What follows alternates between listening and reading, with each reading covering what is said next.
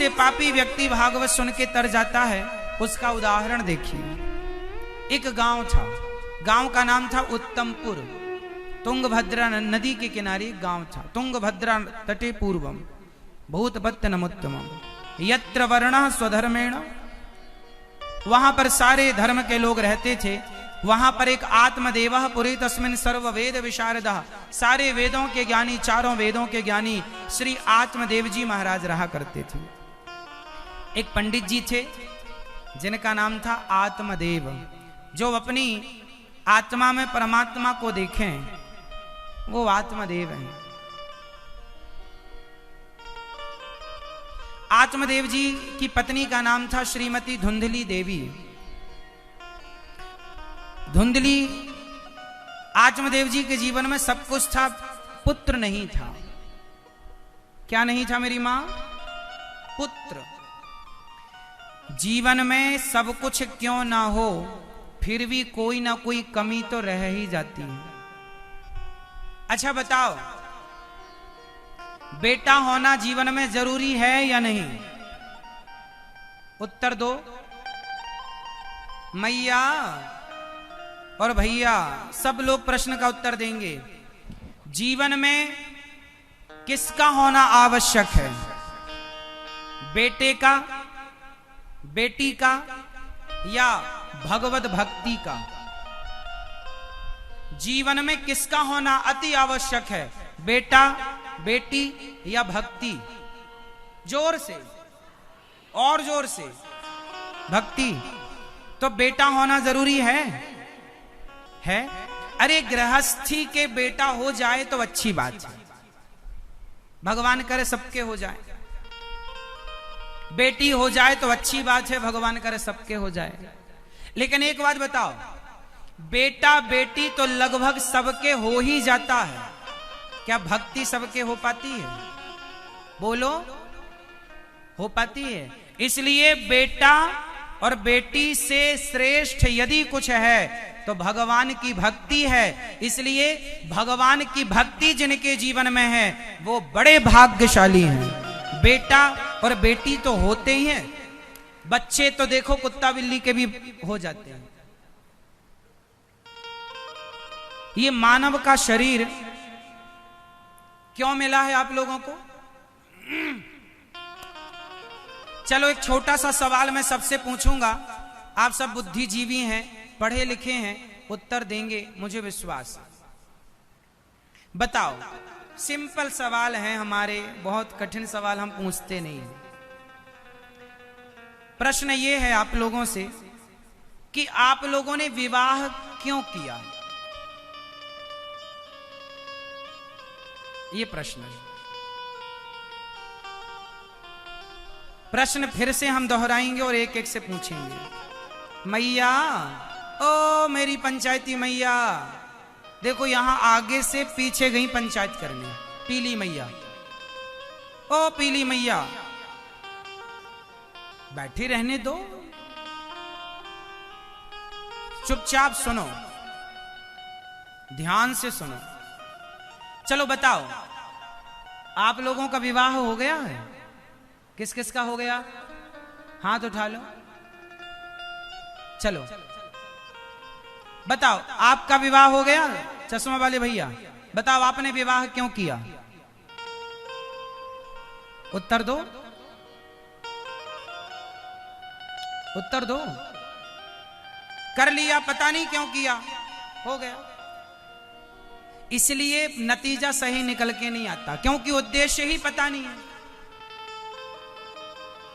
आप यदि लंदन जा रहे हैं, दिल्ली जा रहे हैं, तो आप उद्देश्य से जाएंगे ना, हम इस काम से जा रहे हैं। अब जा रहे हैं, पता नहीं किस लिए जा रहे हैं, ये तो कोई बात नहीं होती। आपने विवाह किया है तो कोई तो उद्देश्य होगा आप लोगों का, तब तो किया है, वरना क्यों करते आप विवाह? चलो फटाफट उत्तर दो, और ये प्रश्न घर में जाके फिर पूछना अपने आप से कि हमने विवाह क्यों किया। आज इस पर चर्चा कर लेंगे जरा सी देर। मैया, आपने विवाह क्यों किया? किया है ना? क्यों किया? ये दादाजी बताएंगे, उम्र में आप लोगों से ज्यादा समझदार हैं, आप नहीं बता पा रहे हैं, उनका ज्यादा समय हो गया विवाह गृहस्थ में, तो बताएंगे। बताइए आपने विवाह क्यों किया? चश्मा वाले दादाजी बताएंगे। सबसे पहले 3 बैठे हैं, ब्रह्मा विष्णु महेश। सबसे पहले बताइए आपने विवाह क्यों किया? अब सेकंड नंबर के बताएंगे। चलो आप ही बताइए, ऊपर बैठे हैं चश्मा लगाए भैया, सफेद कुर्ता। बताइए आपने विवाह क्यों किया?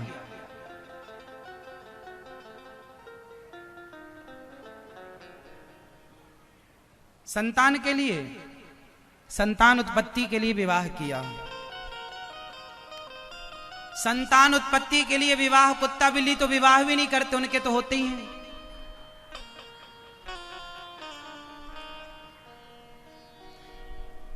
अब सोचिए कि आप सबने विवाह कर लिया, जितने यहां बैठे हैं लगभग, कोई शायद अभी बाकी हो।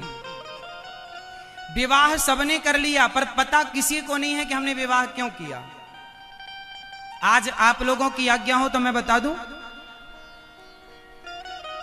कौन कौन सुनना चाहेगा? सब। चलो, अब विवाह करने के 25 साल बाद ये सुन रहे हो क्यों किया। चलो फिर भी सुनाते हैं आपको।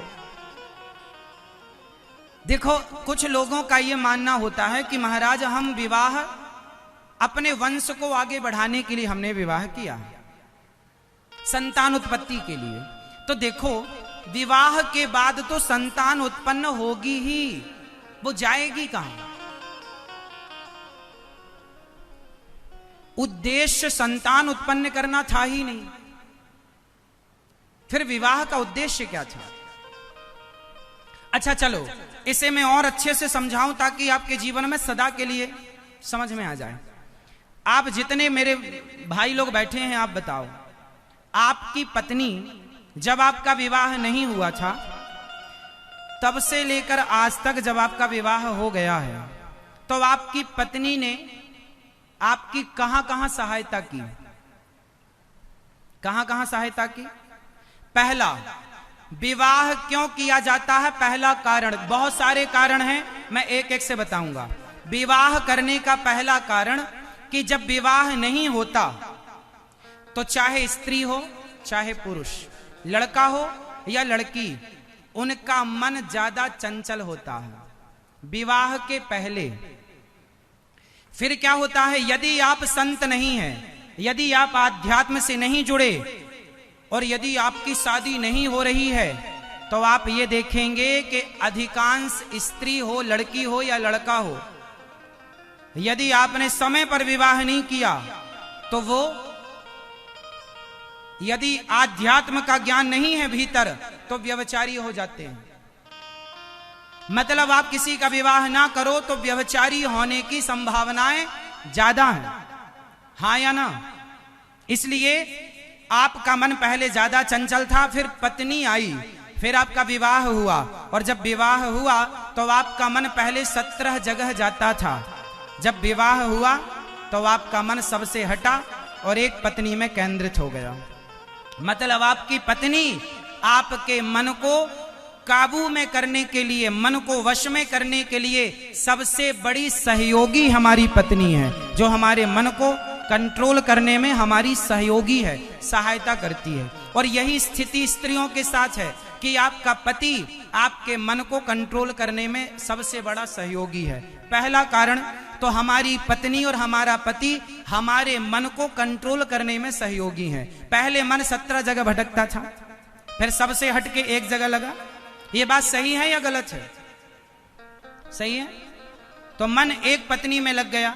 अब आप पत्नी, अब गृहस्थी में हैं आप, तो अब गृहस्थ में रहकर आपने संसार का सुख लिया और लेकर देखा कि कितना सुख है। अब उद्देश्य ये है कि अब धीरे धीरे इन संसार के सुखों से मन हटाओ और भगवान के चरणों में मन लगाओ।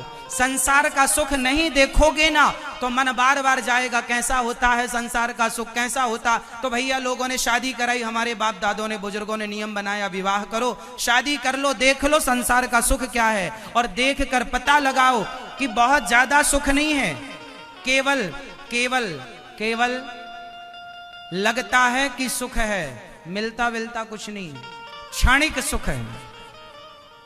इस क्षणिक सुख में सारी जिंदगी लोग बर्बाद कर देते हैं। इसलिए इन भोगों से मन को हटाओ और भगवान में मन लगाओ। तो पत्नी जो है वो सहयोगी है कि पत्नी में पहले आप मन लगा के फिर मन वापस ला करके और भगवान के श्री चरणों में लगा दो, तो पत्नी सहयोगी हुई भगवान की भक्ति में।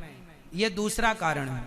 तीसरा कारण, यदि आपका विवाह ना हो तो हमारे भारत में जो यज्ञ होते हैं, हमारे वेद जो यज्ञ करने का नियम बताते हैं, विधान बताते हैं, यदि विवाह आपका नहीं हुआ और आप यदि संत नहीं है तो फिर आपको यज्ञ में बैठने की अनुमति नहीं होगी। यहां तक कि भगवान राम, जब भगवान राम की पत्नी माता सीता वनवास गई और राम जी ने यज्ञ किया तो गुरु वशिष्ठ जी ने मना कर दिया कि राम आप यज्ञ में नहीं बैठ सकते, क्योंकि आपकी पत्नी, आप गृहस्थ हैं पर आपकी पत्नी साथ नहीं है। या तो पत्नी को लाओ, और पत्नी आप ला नहीं सकते तो आप इस यज्ञ के अधिकारी नहीं है। तब भगवान राम ने पूछा क्या करें? तब बोले सोने की सीता बनाओ। तब सोने की सीता बनाई गई और सोने की सीता को बगल में बिठाया गया और तब राम जी ने यज्ञ किया था। मतलब आपकी पत्नी ना हो तो आप यज्ञ के अधिकारी नहीं हैं। तो विवाह इसलिए किया जाता था कि हम यज्ञ का अधिकार प्राप्त कर सकें, क्योंकि गृहस्थ को ही यज्ञ का अधिकार प्राप्त होता है। तो पत्नी हमारी हमें यज्ञ का अधिकारी बनाती है। भगवान राम की भी पत्नी नहीं थी तो यज्ञ के वो अधिकारी नहीं थे, तब सोने की सीता बनाकर बगल में बिठाना पड़ा। हाँ या ना? तो पत्नी हमें कौन सा अधिकार दिलाती है? जोर से, यज्ञ का अधिकार दिलाती। इसलिए जब पति और पत्नी बगल में बैठते हैं, एक साथ बैठते हैं, तब वो यज्ञ के अधिकारी होते हैं। ना पुरुष अकेले आहुति दे सकता और ना स्त्री अकेले आहुति दे सकती। यदि आप गृहस्थ में हैं तो आपको अकेले आहुति देने का अधिकार नहीं है यज्ञ में। कोई दे रहा है तो वो मनमाना है। यदि कोई दे रहा है तो वो मनमाना है। यदि आप गृहस्थ में हैं तो आपकी पत्नी को आपके बगल में बिठाना जरूरी है। पति पत्नी दोनों बैठकर ही कथा इत्यादि सुने। कोई भी पूजा हो पंडित जी घर में कराते हैं तो गांठ जोड़कर कराते हैं। क्या होता है? गठ जोड़ा होता, गठबंधन होता, मतलब जोड़ी से। यदि पत्नी, अब पति नहीं है किसी का या पत्नी नहीं है तो फिर तुम अधिकारी नहीं हुए उस पूजा के, फिर तुम अपने बेटा और बहू को बिठाओ। इसलिए कहता हूं जब तक पति पत्नी तुम्हारी जोड़ी है, गठबंधन है, तब तक सारे पुण्य कर लो, क्योंकि एक के जाते ही आप उस अधिकार से वंचित हो जाएंगे। जो तुम कहते हो ना बुढ़ापे में करेंगे, बुढ़ापे तक एक भी चला गया तो तुम वंचित रहोगे।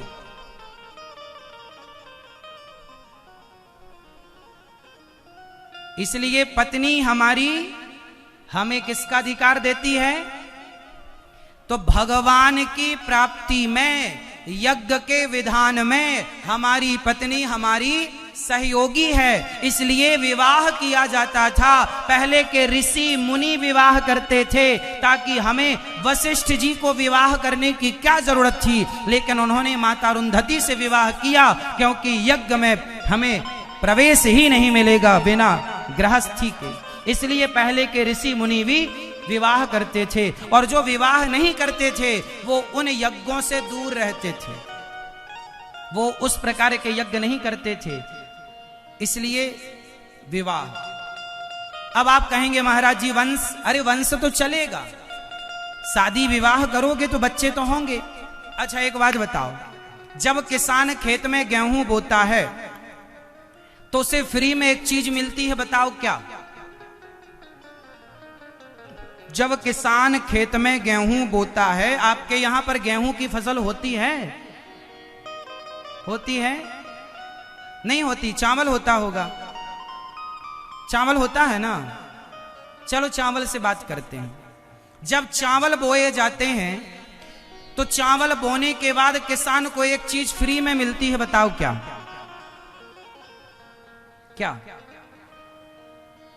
गेहूं बोने वाले किसान को फ्री में एक चीज मिलती है, वो गेहूं का भूसा, भूस। वो चावल बोने के बाद वो प्यार मिलता है, फ्री में मिलता, उसके लिए किसान को प्रयास ज्यादा नहीं करना पड़ता। जैसे किसान खेत में गेहूं बोया है तो गेहूं के बदले गेहूं तो मिलेगी, पर उसे भूसा फ्री में मिलता है। उसी तरह जब आप गृहस्थी में जाओगे तो उद्देश्य है गृहस्थ में जाने का कि भगवान को प्राप्त करके लौटना है, भगवान को पाने के लिए। लेकिन भूसा फ्री में मिलता है। भगवान को प्राप्त करने के उद्देश्य से जब गृहस्थ में प्रवेश करोगे तो बेटा बेटी पद प्रतिष्ठा पैसा भूसे की तरह ये तो मिलना ही मिलना है। ये जाएगा कहाँ? किसान ने खेत में गेहूं बोई है तो गेहूं तो मिलेगा ही मिलेगा, भूसा फ्री में मिलेगा। तो तुम्हें भगवान तो मिलेंगे यदि तुम नेक रास्ते पर चल रहे हो तो, और बच्चे तो फ्री में मिलेंगे ही मिलेंगे। बेटा बेटी तो होंगे, जाएंगे कहां? उद्देश्य बेटा बेटी को पाना नहीं है। मीराबाई के बेटा नहीं था तो नाम बताओ। मीराबाई के बेटा था? भगवान की भक्ति श्रेष्ठ है। बेटा बेटी और भक्ति में भक्ति श्रेष्ठ है, इसलिए भगवान को मूल में रख करके गृहस्थ में जाना चाहिए। पहले के लोग जब विवाह करते थे ना तो पहले घर में सत्यनारायण भगवान की कथा होती थी, पूजा पाठ से अपने गृहस्थी को शुरू करते थे। आजकल तो शादी हुई तुरंत भाग जाते हैं हनीमून मनाने के लिए, तुरंत। कोई पूजा पाठ नहीं, कोई विधान नहीं। मतलब आज के बच्चों का उद्देश्य विवाह का भगवान से कोई लेना दे, वो केवल भोग विलास के लिए विवाह करते हैं। आजकल जो उद्देश्य है लोगों का वो केवल भोग विलास की पूर्ति के लिए लोग विवाह करते हैं, इसीलिए भोगी विलासी बच्चे पैदा हो रहे हैं। पहले भगवान को प्राप्त करने के उद्देश्य से विवाह होते थे तो घर में ध्रुव और प्रहलाद जैसी संतान हुआ करती थी, स्वामी विवेकानंद और झांसी की रानी जैसी बेटियां हुआ करती थी, मीराबाई जैसी बेटियां पैदा हुआ करती थी, भगवत भक्त। आजकल का उद्देश्य गलत है। तो चलो बताओ, विवाह क्यों किया था आप लोगों ने? आप लोगों के विवाह का उद्देश्य क्या है? भगवत प्राप्ति। हमारी पत्नी और हमारा पति दोनों लोग बैठो भगवान के मंदिर में, वो कीर्तन करो, श्री कृष्ण गोविंद हरे मुरारी हे नाथ नारायण वासुदेव, कीर्तन करो। पति पत्नी सहयोगी है कीर्तन में, भगवान के चिंतन में खूब कीर्तन करो। पति पत्नी मिलकर, दादा दादी मिलकर, बेटा बेटी मिलकर, और भगवान की खूब भक्ति करो। जिस मैंने यहां ये तो देखा, आज सवेरे सवेरे यहां प्रभात फेरी लग रही थी जहां हम रुके हुए हैं। रोज लगती है कि आज ही लगी थी? रोज लगती है। ये अच्छी बात है कि हैदराबाद की पावन धरा पर यहाँ के लोग रोज प्रभात फेरी निकालते हैं। और मैंने कुछ घरों से भी मैंने कीर्तन की आवाज आज सवेरे सवेरे सुनी। जहां हम रुके हुए हैं वहां के बगल के घरों में कहीं कहीं से सवेरे हमें कीर्तन की आवाज सुनाई पड़ी। इसका मतलब हमें ठीक समझ में आया कि यहाँ के लोग पूर्ण रूप से भगवत भक्त हैं, यहाँ कोई कमी नहीं है। बस थोड़ा जो कमी है उसे और पूरा कीजिए, और दोनों पति पत्नी मिलकर घर में आधा घंटा कीर्तन कीजिए। कलयुग केवल नाम आधारा, सुमरि सुमरि नर उतरहि पारा। इस कलयुग में केवल भगवान का नाम ही है। खूब नाम जपो और काम करो, नाम जपते रहो, काम करते रहो, मन से गोविंद गोपाल गाते रहो। तो खूब भगवान का नाम जपो, और बेटा बेटी दे दें भगवान तो रखो, लेकिन उदास ना हुआ करो कि बेटा नहीं है तो रोने लग गए, बेटा नहीं है तो परेशान होने लग गए। नहीं है तो कोई बात नहीं, जैसे भगवान की इच्छा। ठाकुर जी जैसे फूलों में रखें, चाहे हम भगवान के हो जाएं, चाहे भगवान जैसे रखें। हाँ मेरी मां, तेरे फूलों से भी प्यार और तेरे कांटों से भी प्यार। हर समय भगवान का स्मरण बनाए रखो। भगवान जो दें, 56 भोग दें तो 56 भोग खाओ, और नमक रोटी दें तो नमक रोटी खाओ, पर भगवान को ना भूलो। एक बार मेरे संग बोलो, हे नाथ मैं आपको कभी भूलू नहीं। हे श्रीमन नारायण, हे श्याम सुंदर, हे करुणा निधान, हे रघुनंदन, मैं आपको कभी भूलू नहीं। सदा भगवान का स्मरण बनाए रखिए, खूब काम करिए, खूब पैसा कमाइए, खूब नाम कमाइए, खूब इज्जत कमाइए, पर सब कुछ करते हुए ये याद रखिए कि हम भगवान के हैं और भगवान हमारे हैं बस। हे नाथ मैं आपको कभी भूलूं नहीं। तो कितने लोग आज से ये कहेंगे हमेशा, हे नाथ मैं आपको कभी।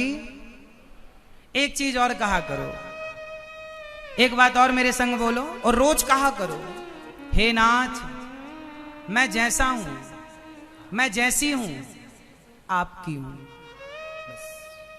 हे प्रभु हम जैसे हैं आपके। एक बार कहो, हे प्रभु, हे नाथ हम जैसे हैं आपके हैं। हे नाथ, हे श्रीमन नारायण, हे श्री रंगनाथ भगवान, हे बिहारी जी, हे राधा रमण जी, हे जगन्नाथ जी, हे विठलनाथ जी, हम जैसे हैं आपके हैं। रोज अपने आप को समर्पित कर दीजिए, समर्पण कर दीजिए, सब हम आपके हैं। बेटा दे दें तो खुश रहो, ना दें तो खुश रहो, बेटी दे दें तो खुश रहो, ना दें, जैसे रखें भगवान, जैसे रखें राम जी रहना चाहिए, और सीताराम सीताराम कहना चाहिए। अपनी जिद ना करो कि भगवान हमें ये दो।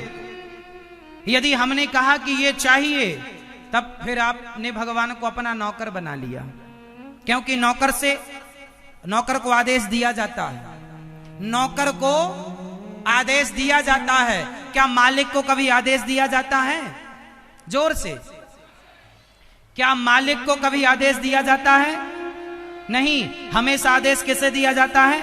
नौकर को। अब बताओ कि भगवान तुम्हारे मालिक हैं या नौकर हैं? जोर से। यदि मालिक हैं तो आदेश मत दीजिएगा, हे प्रभु जो आप दे रहे हैं मैं आपकी देनगी में खुश हूं, जो आप चाहें। आप चाहे महलों में रखें, चाहे झोपड़ी में रखें, हम आपके हैं।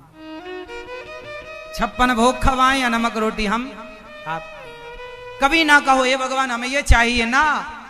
हे नाथ जो दिया है क्या वही कम है? इसलिए सदा हे नाथ मैं आपको कभी भूलूं नहीं। तो भगवान हमारे मालिक हैं। कौन है हमारे मालिक? भगवान हमारे मालिक हैं। तो मालिक से कभी कहना नहीं है, आज्ञा देना नहीं है, आदेश देना नहीं है। जो मालिक आदेश दे रहे हैं उसमें खुश रहना। समझ में आ रही है मेरी मां? भाषा समझ में आती है हमारी?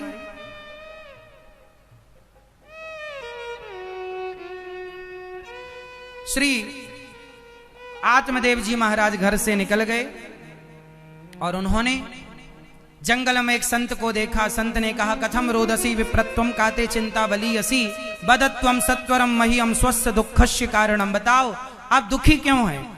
आत्मदेव जी ने कहा, महाराज मेरा बेटा नहीं है। संत जी जोर से हंसे, बेटे के लिए रोता है? अरे बेटा तो जरूरत ही नहीं है बेटे की, क्या करेगा? एक आदमी रो रहा था, महाराज जी बेटा नहीं है। मैंने कहा क्यों बेटे के लिए रो रहा है? जितने आंसू लोग बेटों के लिए बहाते हैं, इतने आंसू भगवान के लिए बहाते तो भगवान मिल जाते।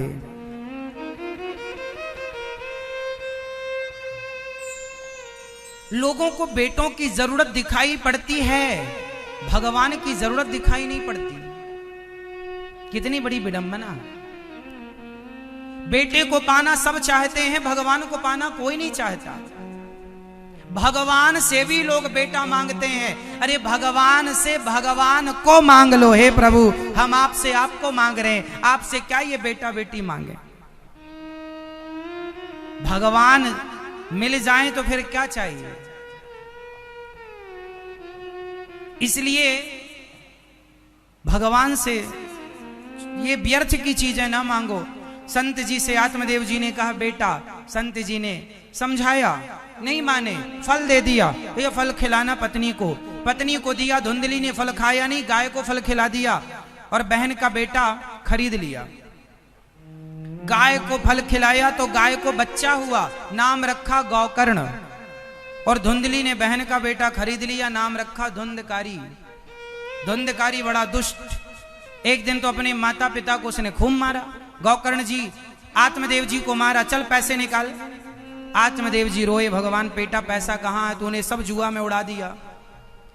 जब बेटा नहीं था तो भी आत्मदेव जी रोए, और अब बेटा मिल गया तो भी आत्मदेव जी रोए। जिसके जीवन में रोना है ना वो रोएगा, भाग्य में रोना है तो रोना पड़ेगा। आत्मदेव जी बहुत रोए कि बेटे ने मारा। जब बेटा नहीं था तो भी रोए, बेटा मिला तो दुष्ट मिला इसलिए रोए। इसलिए जब आत्मदेव जी रो रहे थे तब गौकर्ण जी उन्हें समझा रहे थे। गौकर्ण जी ने कहा, पिताजी क्यों रो रहे हैं? आप कह रहे हैं कि मेरा बेटा, कोई किसी का बेटा नहीं है, कोई किसी का नहीं है। अच्छा ये बताओ, क्या ये बेटा आपका है? क्या ये बेटी आपकी है? अच्छा बताओ, इस संसार में आपका क्या है? मैया, ओ मेरी प्यारी माँ, आपका क्या है संसार में? क्या बेटा आपका है? बेटी आपकी है? पति आपका है? पत्नी आपकी नहीं? फिर किसके हैं ये? बताओ किसके हैं ये सब? ये सब किसके हैं? अच्छा बेटा बेटी छोड़ो मेरी माँ, बताओ ये शरीर, ये जो शरीर है, ये शरीर आपका है? शरीर आपका है? हाँ, ये जिंदगी एक किराए का घर है।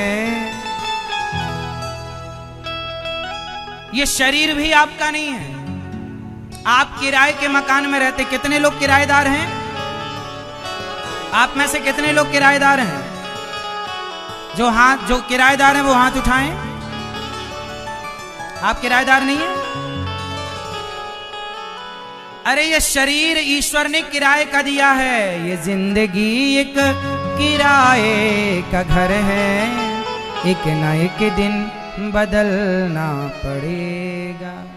मौत जब तुमको आवाज देगी, घर से बाहर निकलना पड़ेगा। तो कितने लोग किराएदार हैं? सोचो कि ये शरीर भी अपना नहीं है। ये शरीर भी आपको यहीं छोड़ के जाना पड़ेगा। जब ये शरीर अपना ना हो सका तो इस शरीर से संबंध रखने वाले लोग भला अपने कैसे होंगे? अज्ञान में जीते रहे सारी जिंदगी कि ये मेरा। कौन किसका बना बताओ? ये हाथ भी आपका नहीं है, बुढ़ापे में काम करना छोड़ देता है, कमर घुटने सब छोड़ देते हैं, आंखों में दिखना कम पड़ गया, कानों ने सुनना कम कर दिया। मतलब धीरे धीरे आपका शरीर आपका साथ छोड़ रहा है। जब आपका शरीर आपका साथ छोड़ रहा है तो दुनिया वालों पर इतना विश्वास क्यों है? भगवान पर कर लो। ये जिंदगी एक किराए का घर है, एक ना एक दिन बदलना पड़ेगा। दोनों हाथ उठा लो। मौत जब तुमको आवाज देगी, घर से बाहर निकलना पड़ेगा। दोनों हाथ उठा के मस्ती के संग।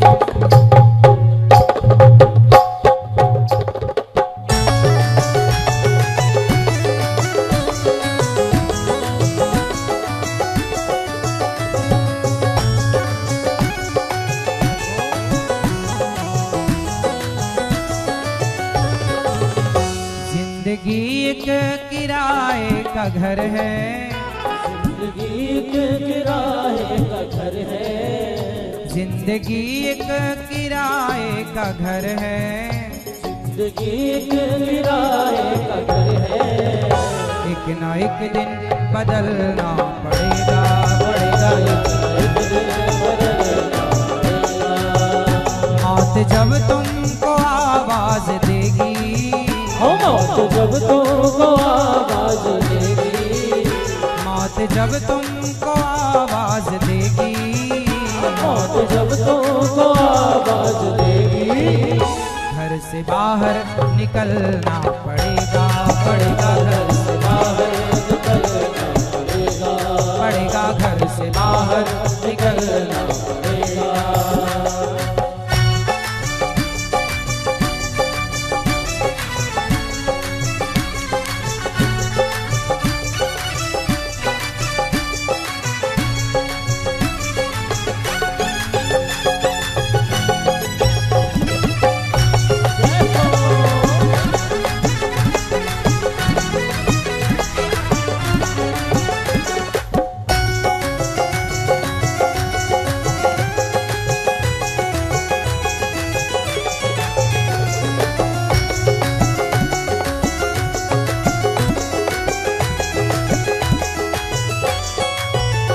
घास मिट्टी का हर इंसान है, बाद मरने के होना यही है।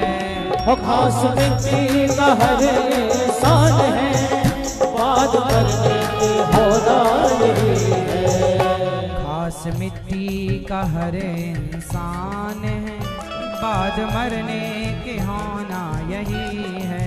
घास मिट्टी का हर इंसान है, बाद मरने के होना यही है। घास मिट्टी का हर इंसान है, बाद मरने के होना यही है। वो घास मिट्टी का हर इंसान है, बाद मरने के होना यही है। या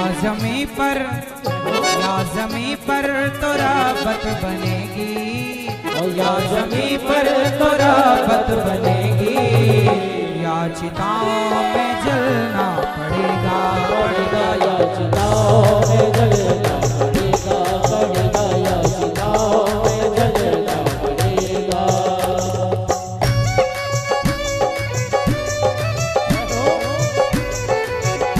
हरि बोल।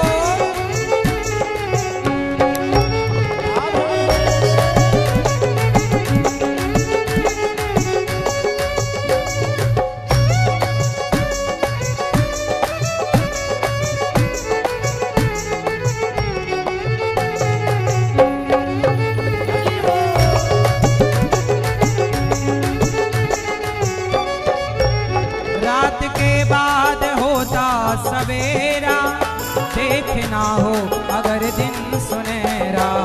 रात के बाद होता सवेरा, देखना हो अगर दिन सुनहरा। रात के बाद होता सवेरा, देखना हो अगर दिन सुनहरा। रात के बाद होता सवेरा, देखना हो अगर दिन सुनहरा। रात के बाद होता सवेरा, देखना हो अगर दिन सुनहरा। रात के बाद होता सवेरा, देखना हो अगर दिन सुनहरा। पैर फूलों में रखने से पहले, पैर फूलों में रखने से पहले, तुमको कांटों में चलना पड़ेगा, पड़ेगा तुमको कांटों में चलना पड़ेगा, पड़ेगा तुमको कांटों में चलना पड़ेगा। जिंदगी एक किराए का घर है, जिंदगी एक किराए का घर है। एक दिन बदलना पड़ेगा, पड़ेगा एक दिन बदलना पड़ेगा।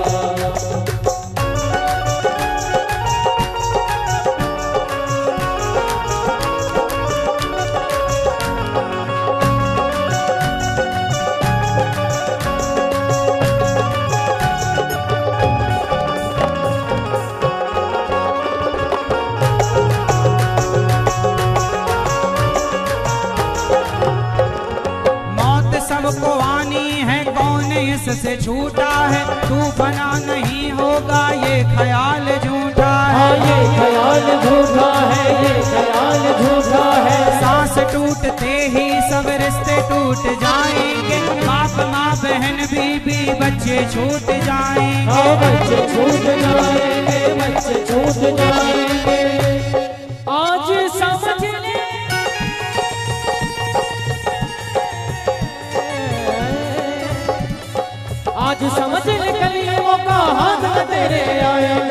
वो गफलत की सोने वाले तो सो जाएगा, सूरज धीरे धीरे ढलता है, ढल जाएगा, सूरज धीरे धीरे ढलता है, ढल जाएगा, ढल जाएगा, ढल जाएगा, ढल जाएगा, ढल जाएगा, ढलता सूरज धीरे धीरे ढलता है, ढल जाएगा, ढलता सूरज धीरे धीरे ढलता है, ढल जाएगा। जिंदगी एक किराए का घर है, जिंदगी एक किराए का घर है, एक ना एक दिन बदलना पड़ेगा, पड़ेगा, एक दिन बदलना पड़ेगा, पड़ेगा, एक दिन बदलना पड़ेगा, एक दिन बदलना पड़ेगा,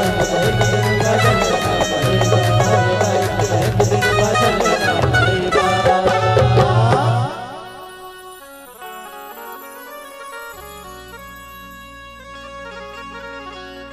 मौत सबको आनी है, कौन इससे छूटा है, तू फना नहीं होगा ये ख्याल झूठा है,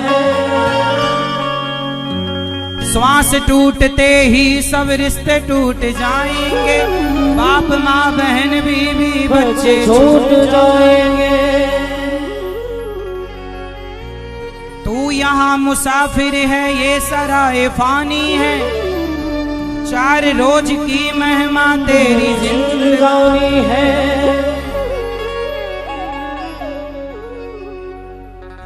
ये जिंदगी एक किराए का घर है,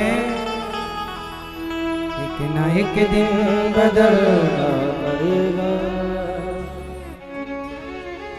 ऐ मन मुसाफिर निकलना पड़ेगा, काया कुटी घर खाली करना पड़ेगा। तो ये जीवन कैसा है मेरी माँ? किराए का। किराए का जीवन है। आत्मदेव जी पर बहुत धुंधकारी ने अत्याचार किया। धुंधकारी ने अपनी मां, अपने पिता को मारा। धुंधकारी ने हाथ उठाया अपनी मां पर, अपने पिता पर। तब गौकर्ण जी ने समझाया, देहेष्ठि मांस रुधिरे विमतिम त्यजत्वम जाया सुतादिषु सदा ममताम विमुंच। पिताजी मत रोइए, ये संसार है पिताजी। आपके बेटे ने आपको प्रताड़ित किया, आप ये मान गए कि ये मेरा बेटा ही, आपने गलती कर दी पिताजी। गौकर्ण जी ने जब समझाया, आत्मदेव जी को बड़ा अच्छा लगा। भक्तों,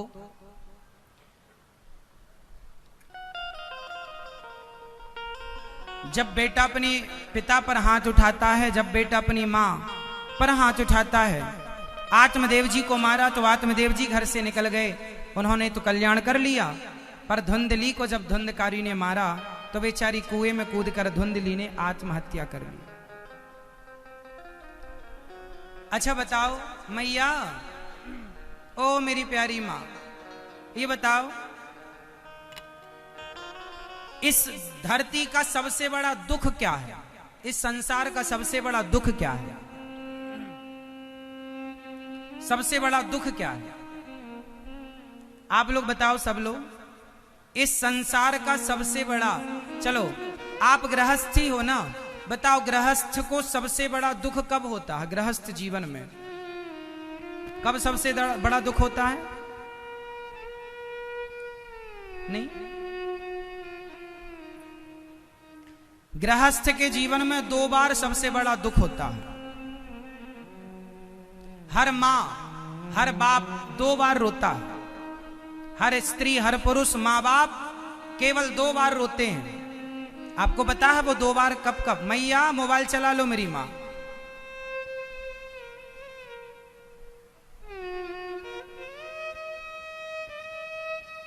अभी ये कथा मोबाइल, आपके संस्कार टीवी पर भी आप देख सकते हैं, और आप अपने मोबाइल पर भी कथा, यदि मोबाइल को कथा के लिए यूज करते हैं तब तो सही है।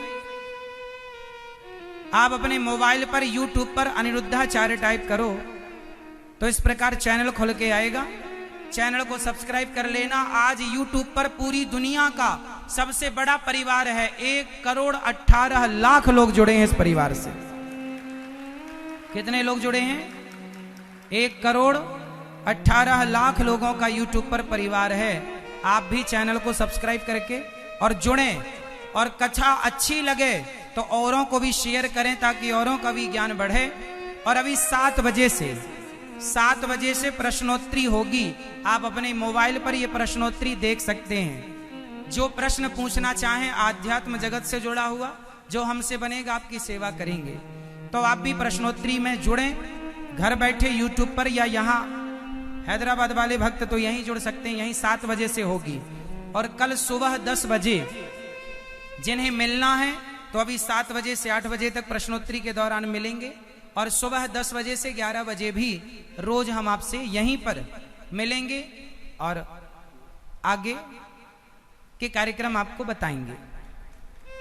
तो जिनको मिलना है यहीं पर सुबह 10 से 11 या सुबह 7 से 8 यहीं पर रोज, और कथा तो है ही आपको रोज 7 दिन के लिए। अब मैंने ये पूछा कि बताओ, गृहस्थ में माता पिता 2 बार रोते हैं, कब कब? हर माँ बाप 2 बार रोते हैं, कब कब? भगवान करे आप कभी ना रोएं, लेकिन पहली बार माँ बाप रोते हैं जब बेटी विदा होती है, और दूसरा बेटी जब घर छोड़े तब, और बेटा मुख मोड़े तब। 2 बार। जब बेटी घर से विदा होकर जाती है तो माँ बाप रोते हैं, वो पहला रोना है। और जब बेटा अपने बाप से और अपनी माँ से कहे कि तुमने हमारे लिए किया ही क्या है, जब ये शब्द कह दे तो फिर माँ बाप जो रोते हैं ना, अब वो बच्चे को यही तो नहीं बता सकते कि मैंने तेरे लिए क्या किया है। एक माँ कभी नहीं बता सकती अपनी औलाद को कि मैंने तेरे लिए क्या किया है। एक बाप कभी नहीं बता सकता अपने बेटे को कि मैंने तेरे लिए क्या किया है। बच्चे बड़ी सरलता से आजकल कह देते हैं अपने माँ बाप से कि तुमने हमारे लिए किया ही क्या है। हम ज्यादा समझदार हैं तुमसे। आजकल के बच्चे अपने माँ बाप को समझदार नहीं मानते। कुछ बच्चों की हम बात कर रहे हैं, सबकी नहीं। आजकल कुछ बच्चे अपनी माँ को घर से निकाल देते हैं। तुम्हारे पास क्या है? कुछ तो बचा नहीं, ना तुम्हारे पास कोई जमीन जायदाद है, ना कोई सोना चांदी है, ना रुपया पैसा है, तो अब तुम हमारे किस काम के? ऐसा कहकर बेटा अपनी माँ को घर से निकाल देता है, ये कहकर कि अब तुम्हारे पास बचा ही क्या है। आप हैदराबाद वाले भक्तों, क्षेत्र वाले भक्तों, कभी वृंदावन आइएगा। वृंदावन में गौरी गोपाल आश्रम है, गौरी गोपाल वृद्धाश्रम है, जहां पर 265 माताएं अभी वर्तमान में हैं। वो वृद्ध माएं जिनको बेटों ने घर से निकाल दिया है, बहुओं ने घर से निकाल दिया है। 1 भी रुपए शुल्क नहीं लिया जाता। और उन माओं की सेवा वृंदावन में ये दास, हम स्वयं माताओं के चरण दबाकर माओं की सेवा करते हैं जैसी बनती है। आप में से कितने लोग ऐसे हैं जो कभी वृंदावन आके वृद्ध माओं का दर्शन किया है? ये देखो कुछ लोगों ने हाथ उठाए। हमारी मैया जी भी गई हैं और भैया जी भी जाकर वहां पर उन्होंने देखा है। वृंदावन में 265 वृद्ध माएं रहती हैं जो बेटे घर से निकाल देते हैं ना, माओं को सेवा नहीं करते, दुत्कारते हैं। ऐसी वृद्ध माओं की सेवा वहां पर होती है। ये दास अनिरुद्ध स्वयं करता है। इसलिए आजकल के लोगों की इंसानियत मरती चली जा रही है। हम आप लोगों से प्रार्थना करेंगे, जमाने की इंसानियत भले मर जाए, पर आप लोग अपनी इंसानियत मत मरने दीजिएगा। आप लोग अपनी इंसानियत बचा के रखिएगा और आप इन वृद्ध माओं की सेवा, अपनी अपनी माओं की सेवा कीजिएगा। और यदि ईश्वर ने लायक बनाया है तो वृंदावन में अभी 265 माताएं तो हैं, पर 1000 माताओं के रहने के लिए अभी एक आश्रम का निर्माण हो रहा है, जिस पर 1000 माताएं रह सकती हैं, क्योंकि रोज कोई ना कोई माँ आती हैं।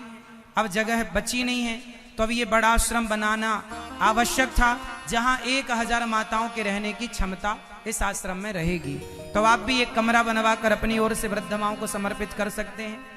आप भी एक कमरे का सहयोग, एक कमरे की छत का सहयोग, कि आपकी छांव में वृद्ध माताएं रहें और आप भी एक माँ को गोद लेकर जीवन भर रोटी देने का संकल्प कर सकते हैं। प्रिय भक्तों, वृंदावन में जो माताएं रहती हैं, शुल्क 1 भी रुपए नहीं लिया जाता। जो आप सहयोग करते हैं उस बल से सेवा होती है, और आप कभी आकर अपनी आंखों से देखिएगा, ऐसी मेरी विनती है।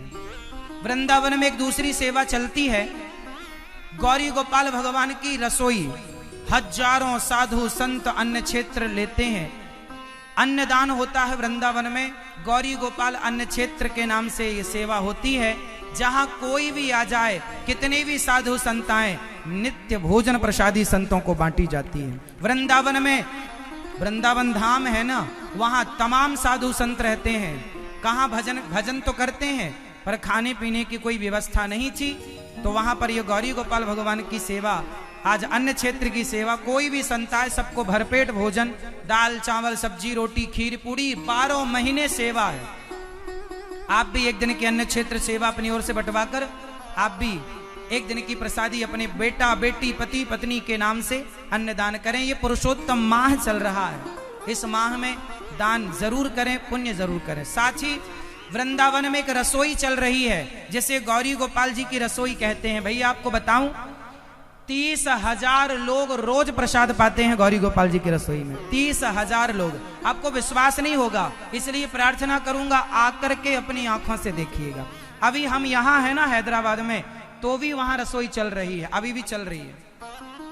वृंदावन धाम है ना, कोई भी आए, कभी भी आए, कितने भी लोग आए, सवेरे 8 बजे से लेकर रात्रि के 10 बजे तक, 11 बजे तक रसोई चलती है। और रात को 2 बजे भी कोई आ जाए तो उसे पेट भर भोजन मिलता है रसोई में।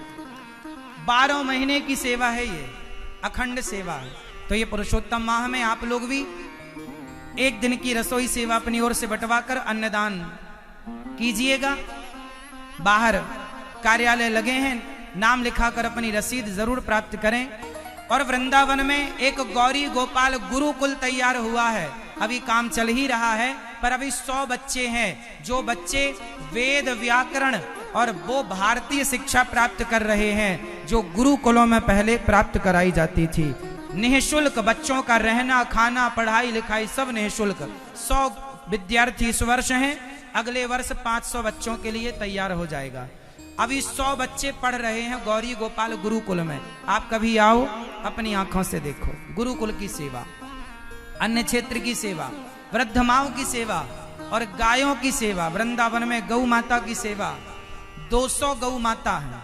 आप भी एक गाय के लिए चारा भूसा की व्यवस्था करें। आप एक गाय को गोद लेकर की गौ सेवा करें। जिस लायक ईश्वर ने आपको बनाया, आप भी इन गायों की सेवा से जुड़ें। बोलिए गौरी गोपाल भगवान की जय।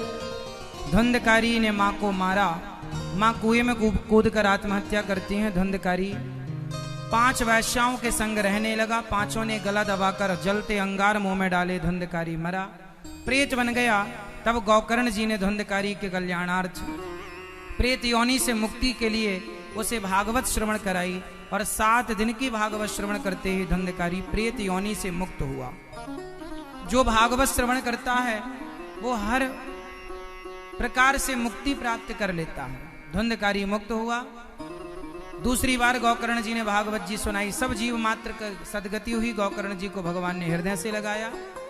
श्रोता वक्ता का निरूपण हुआ। नारद जी सनकादियों के मध्य जो भागवत जी थी, वहां भगवान प्रकट हुए। नारद जी इत्यादि सब कीर्तन करने लगे, भगवत दर्शन हुआ सबको, सब भगवत धाम को गए।